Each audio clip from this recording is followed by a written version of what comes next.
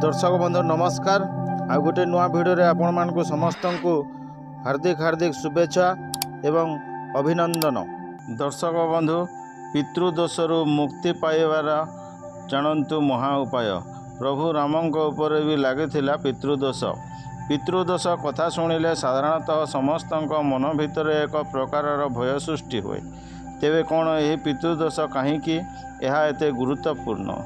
ज्योतिष शास्त्र अनुसार जानतु किंबा अजाणतरे हेउ जदि घरर पितृपुरुष केही पिंड पानी पाउ न थांती तेबे यहाकू पितृदोष कुहाଯାଏ। यह केते गुरुत्वपूर्ण जानतु। अनेक पंडितों मतरे जदि आपणक घरे पितृदोष रुहे तेबे आपण केबे समृद्धशाली होई पारिबे नहीं।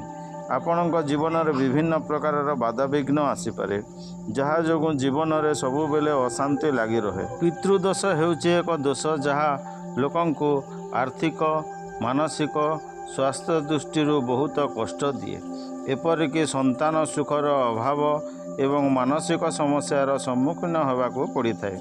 पितृपक्ष समय पितृदोषरु मुक्ति पाइबा पई अनेक उपचार अछि जहाँ करा जाई पारिबो।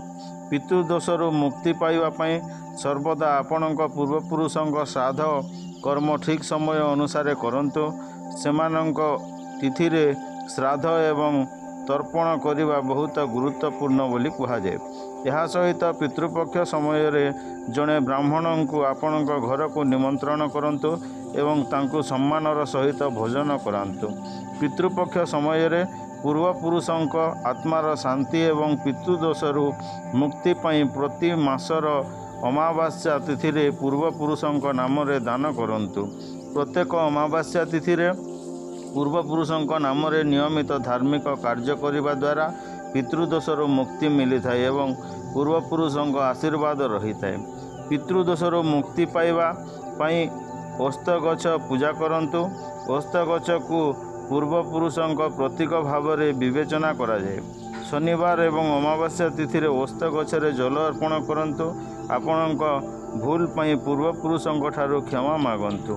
पितृदोष निर्वाण पाई गया हरिद्वार वाराणसी किंबा त्रयंबकेश्वर भली तीर्थस्थल को जातु।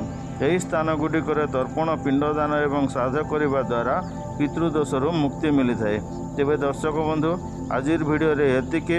यही वीडियो रे आपणकर मतामत कौन रही कमेंट माध्यम रे निहाती जणाइबे।